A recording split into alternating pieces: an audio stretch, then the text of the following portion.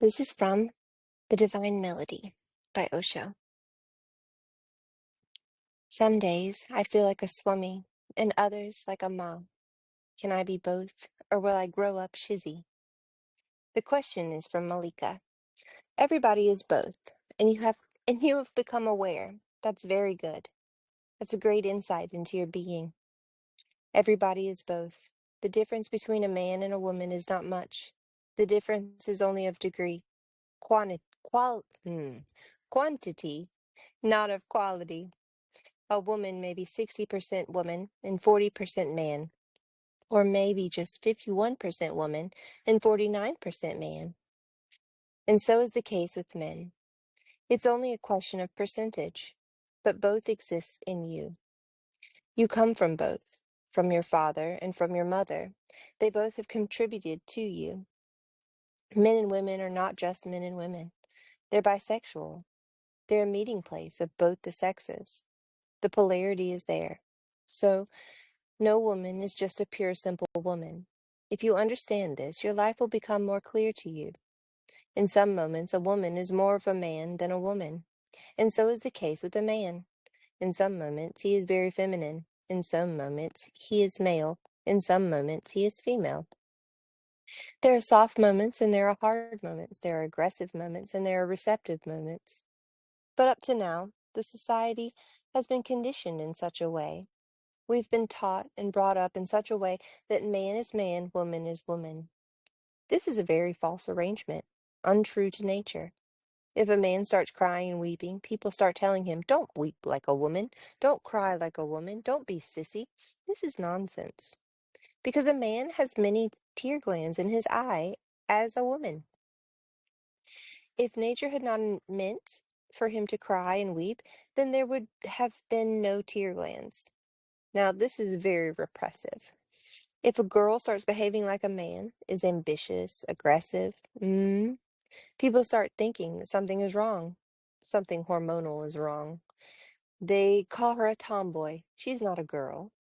This is nonsense. This division is not natural. This division is political, social. Women have been forced to play the role of women 24 hours, and men have been forced to play the role of men 24 hours, which is very unnatural and certainly creates much misery in the world. There are moments when a man is soft and should be feminine. There are moments when husband should be the wife and the wife should be the husband, and this should be very natural, and there will be more rhythm and more harmony. If a man is not supposed to be a man 24 hours, he will be more relaxed. And if a woman is not supposed to be 24 hours a woman, she will be more natural and spontaneous. Yes, sometimes in a rage, a woman becomes more dangerous than a man. And sometimes in soft moments, a man is more loving than a woman. And these moments go on changing. Both these climates are yours, so don't think you are becoming schizophrenic or something.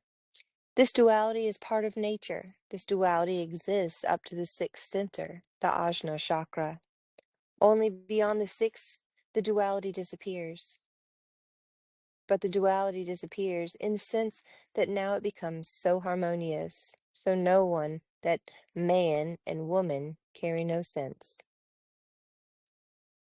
In India, we've depicted God as Ardhanash, Ardhana, Ardhanarishvar, Ardhanarishvar. That's correct. Thank you. Ardhanarishwar. Ardhanarishvar. Yeah. Yeah. Half man, half woman. That is tremendously beautiful. It is. That seems to be the best image ever invented of God.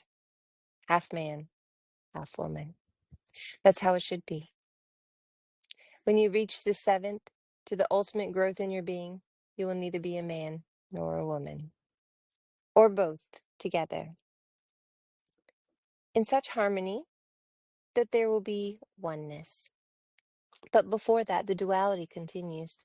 Nothing is wrong in it. Don't be afraid of it, because if you become afraid, you'll start repressing.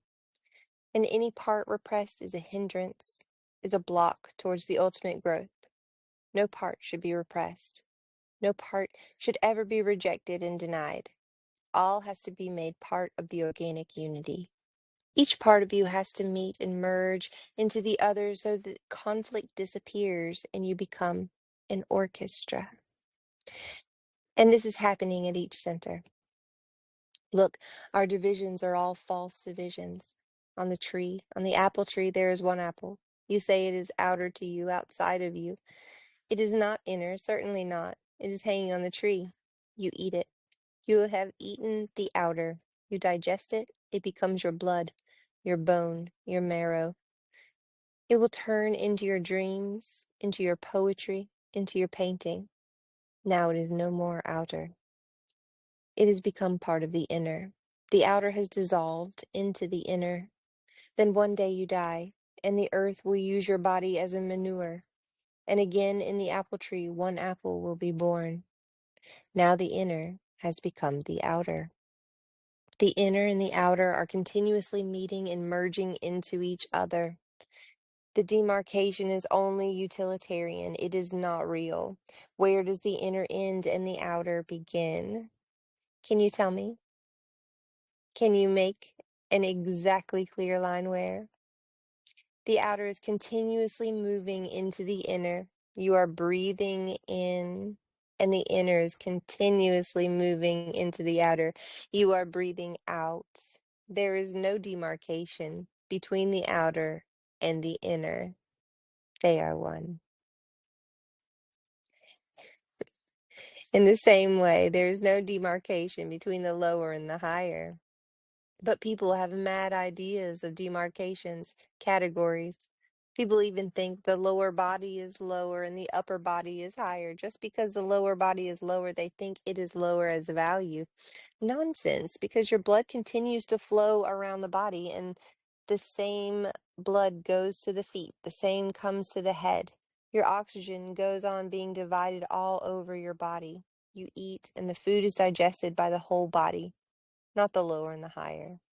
The lower and the higher are two aspects of the same reality, and so it is about man and woman. And if you look deeply, then all duality is just a human categorization to understand things. Otherwise, everything is part of everything else. This whole existence is one. Mm. That's the meaning of Kabir singing again and again, wherever you find the one, touch the feet.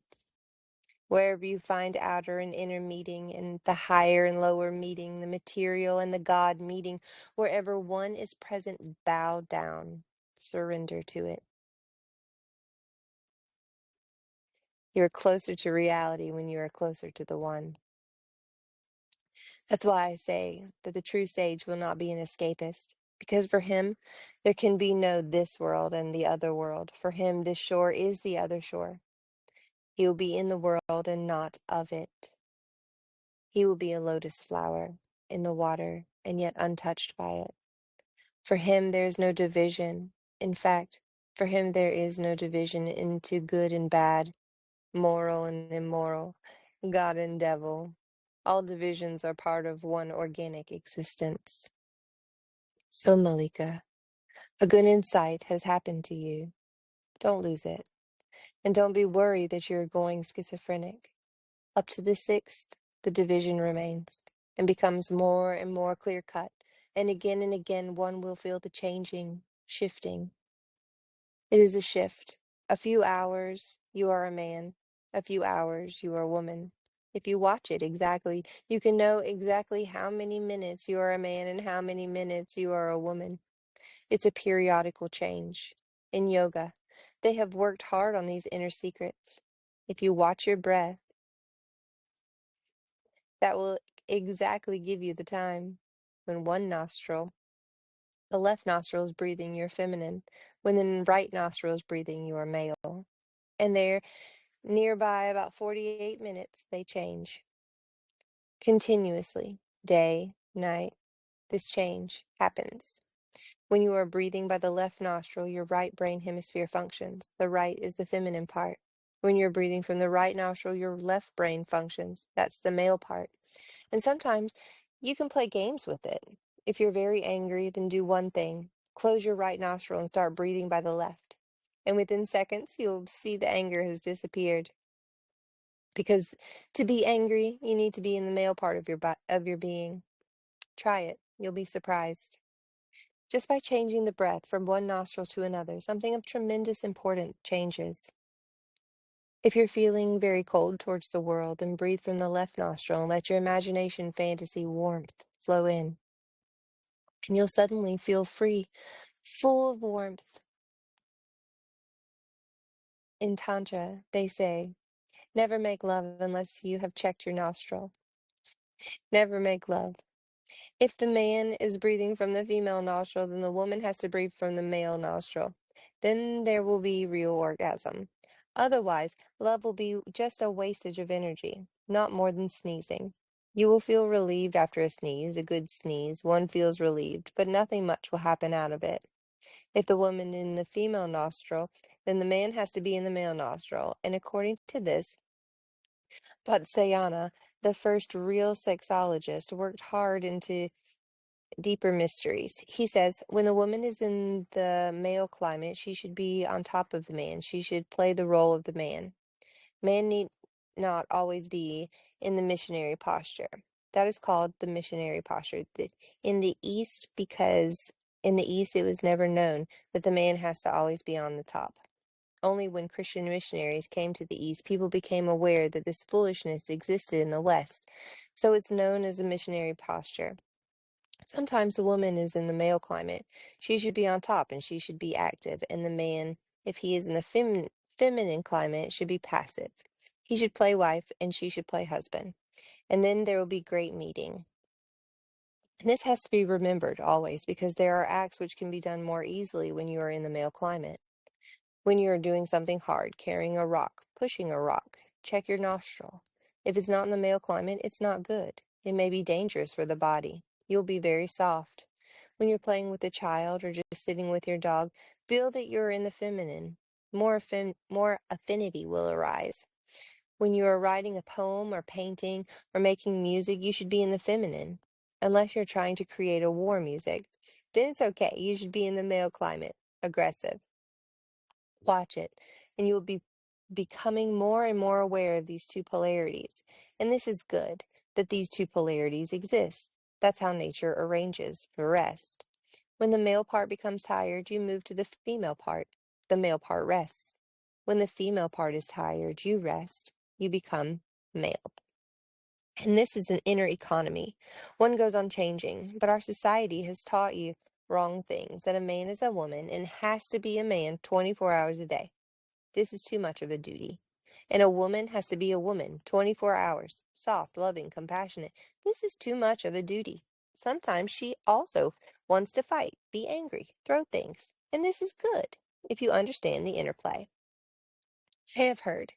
A little boy was overheard by his mother. He was sitting all alone in his room, bored, and he was muttering, I wish I were two dogs. Then I could play together. These two polarities are a good interplay, the play of consciousness. This is how God has become divided in you to have a play of hide and seek with himself.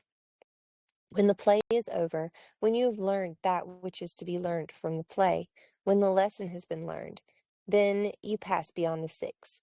The seventh is neither male nor female. The seventh is neutral. That's why in Indian languages, Brahma, God, is a neutral word, neither masculine nor feminine. It has no gender. It is the merger of both, absolute merger.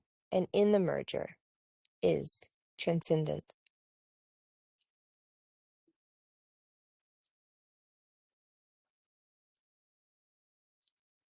Thank you.